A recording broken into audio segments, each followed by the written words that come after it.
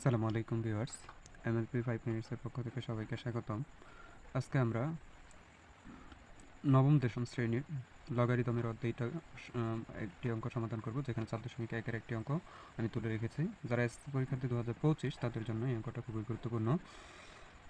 এখানে আমি একটা অঙ্ক তুলে রেখেছি, দেখা যাচ্ছে a two the power x equal b, b two the power y equal c এবং c two the power z equal a হয়, তবে দেখাও যে x y z ইকুয়াল কত 1। এটা মূলত একটা আমরা জানি 4.1-এর অঙ্কগুলো মূলত হচ্ছে সূচকের অঙ্ক, অর্থাৎ সূচক বলতে আমরা মূলত কি বুঝি, পাওয়ার আর কি, গাছ যেটাকে আমরা বলি। যদি আমরা সমাধান করি, এই অঙ্কটা আগে তুলে রেখেছি।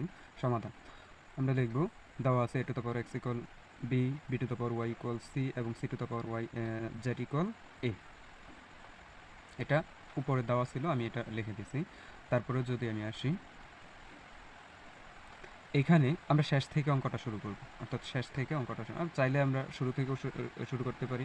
আমি এ থেকে শুরু করব। তাহলে এখানে দেওয়া আছে C to the power Z equal এ। এখন দেখেন, এই যে সিটা, এই সি এর একটা আলাদা ভ্যালু দেওয়া আছে কত, এই সি এর একটা ভ্যালু দেওয়া আছে B to the power Y. এই সি এর স্থলে শুধু আমি কি করব, B to the power Y বসায় দেব। তাহলে সি এর স্থলে B to the power Y বসাইলাম, এটার উপর একটা পাওয়ার আছে জেড, ব্র্যাকেট দিয়ে জেড লিখলাম ইকুয়াল এ। এখন আমরা জানি পাওয়ারের উপর পাওয়ার থাকলে কি হয়, গুণ হয়, পরস্পর পাওয়ারের উপর পাওয়ার থাকলে গুণ হয়। তাহলে B to the power Y Z equal A. তারপরে যদি আমি আসি এখানে, এখন আবার দ্বিতীয় ক্ষেত্রে দেওয়া আছে বি আছে, তাহলে বি এর একটা আলাদা ভ্যালু দেওয়া আছে কত, বি এর একটা ভ্যালু দেওয়া আছে এ টু দ্য পাওয়ার এক্স। তাহলে আমি বি এর স্থলে কত লিখতে পারবো, শুধুমাত্র এ টু দ্য পাওয়ার এক্স, উপরে পাওয়ার আছে কি ওয়াই জেড ইকুয়াল এ। আমরা জানি আবার পাওয়ারের উপর পাওয়ার থাকলে কি হবে, গুণ হবে। তাহলে পাওয়ারের উপর পাওয়ার থাকলে গুণ হবে, আমি গুণ করে দিলাম।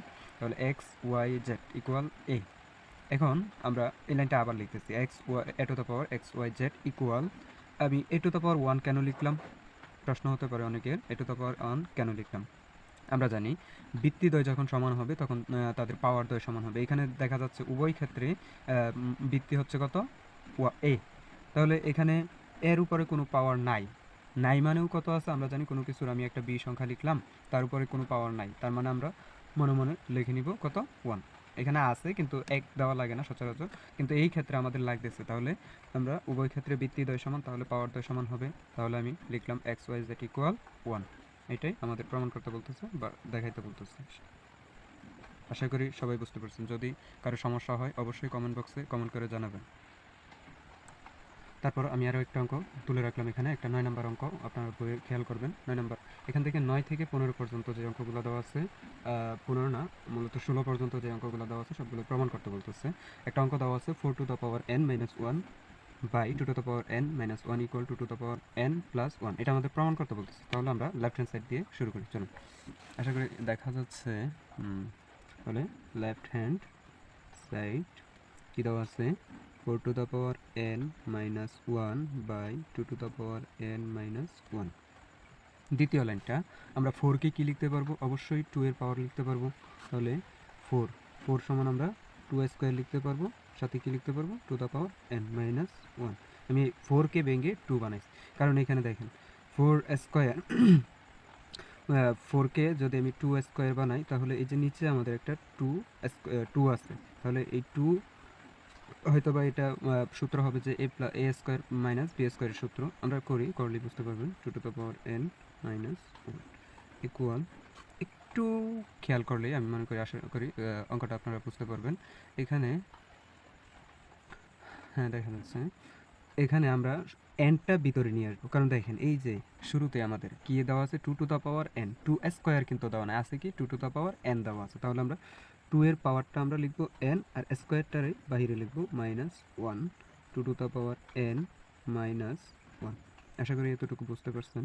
তারপরে আমি লিখবো 2 to the power n square minus, আমরা ওয়ানের উপরে স্কোয়ার, আমি যদি ওয়ানের উপরে পাওয়ার যদি 5 দেই তাহলে তার মানও 1 হবে, ওয়ানের উপর যদি 1 দিই তারপরে 1 হবে, ওয়ানের উপর স্কোয়ার দিলে 1ই হবে, এখানে 1ই আসবে, অন্য কিছু আসবে না।